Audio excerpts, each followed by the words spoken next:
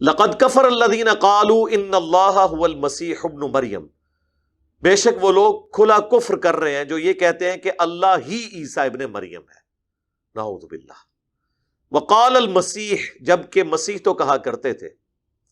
اب حضرت عیسیٰ علیہ السلام کے بارے میں اتنا غلط عقیدہ انہوں نے جوڑ دیا، تو اللہ تعالیٰ نے چونکہ حضرت عیسیٰ علیہ السلام پیغمبر تھے، ان کی طرف سے اللہ تعالیٰ نے خود صفائی پیش کی ہے کہ حضرت عیسیٰ ایسے نہیں تھے۔ اچھا، بعض لوگ اس کی پلی لے کر کہتے ہیں کہ جی انجینئر صاحب جو بابوں کے اوپر بولتے ہیں نا، بابے بڑے اچھے تھے، ان کے جو فالوورز ہیں نا وہ بعد میں خراب ہو گئے۔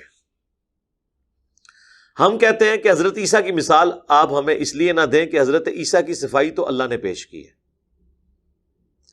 اگر اللہ نے ان کی صفائی نہ پیش کی ہوتی اور وہ پیغمبر نہ ہوتے تو ہمیں کوئی آر نہیں تھا کہ ان کی جو تعارف دنیا میں موجود ہے اسی کے مطابق ہم ان کو سمجھتے ہیں۔ تو دنیا میں جن صوفیاء کے بارے میں آپ نے غلط نظریات پروپیگیٹ کیے ہیں، ان کے ساتھ منسوب کیے ہیں، تو ان کا واحد تعارف تو ان کی کتابیں ہیں، ان کی تعلیمات، ان کے ماننے والے ہیں۔ جب سب چیزیں بتائیں کہ انہوں نے غلط نظریات ہی پروپیگیٹ کیے ہیں تو ہمارا حسن ظن ان کے بارے میں کیسے قائم ہو؟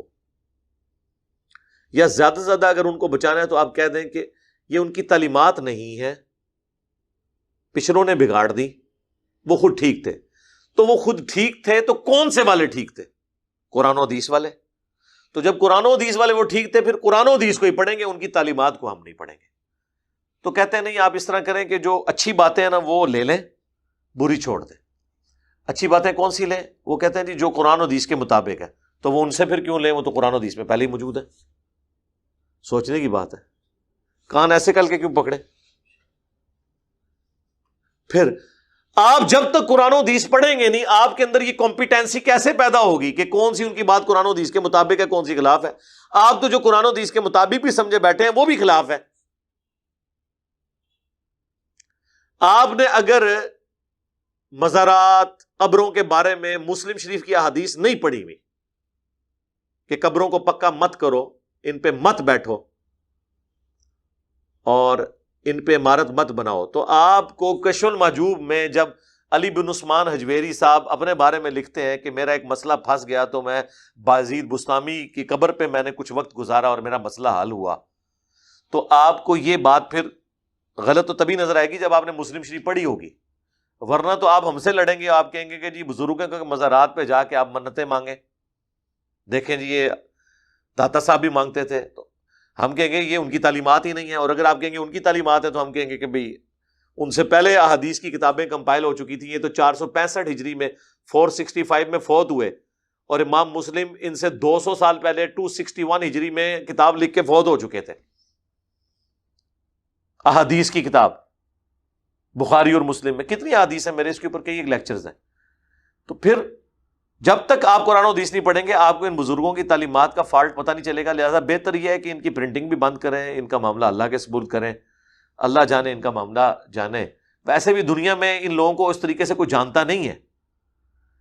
انٹرنیشنل اگر کوئی صوفی ہے نا تو شیخ عبد القادر جیلانی ہے، امام غزالی ہیں، یہ لوگ ہیں۔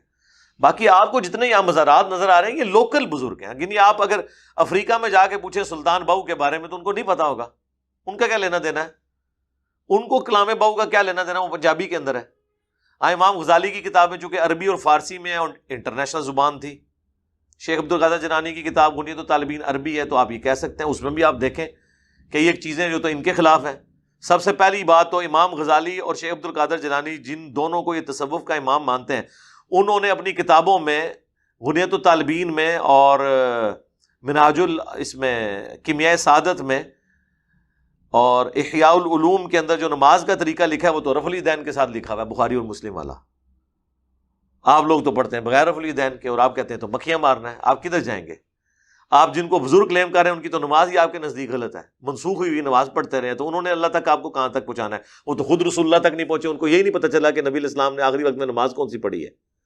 تو آپ کی تو سارا کچھ ہی فارغ ہو جائے گا، بچنا کچھ بھی نہیں ہے۔ حضرت عیسیٰ کی صفائی اللہ نے دی ہے، لہٰذا حضرت عیسیٰ والی مثال بابوں کے اوپر نہیں آپ لگا سکتے۔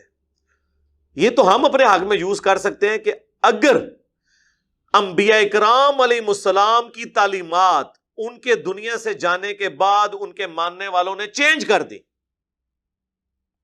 تو بابت شاہی کوئی نہیں، ان کی کتابیں کیوں نہیں چینج ہوں گی؟ ان کا مرتبہ انبیاء سے زیادہ ہے، پھر ہم کیوں نہ کہیں بابت شاہی کوئی نہیں؟ اگر عیسیٰ ابن مریم کی تعلیمات ان کے فالوورز نے چینج کر دی تو بابوں کے ماننے والوں نے ان کی تعلیمات نہیں چینج کی ہوں گی؟ کی ہیں، ایسی چینج کی ہیں کہ گستاخانہ باتیں ہیں۔ میرا خیال ہے دنیا میں شاید ہی کوئی بندہ بچا ہو جسے کشف المحجوب کا تعارف ہو اور اسے یہ نہ پتا ہو کہ اس میں کہاں کہاں گستاخیاں ہوئی ہوئی ہیں۔ اللہ کے فضل سے لوگوں کو پتہ چل گیا۔ تو یہ عیسیٰ ابن مریم کی اللہ نے صفائی دی ہے، وہ پیغمبر ہیں، ان کے پیچھے قرآن کھڑا ہے، نبی علیہ السلام کے فرامین ہیں۔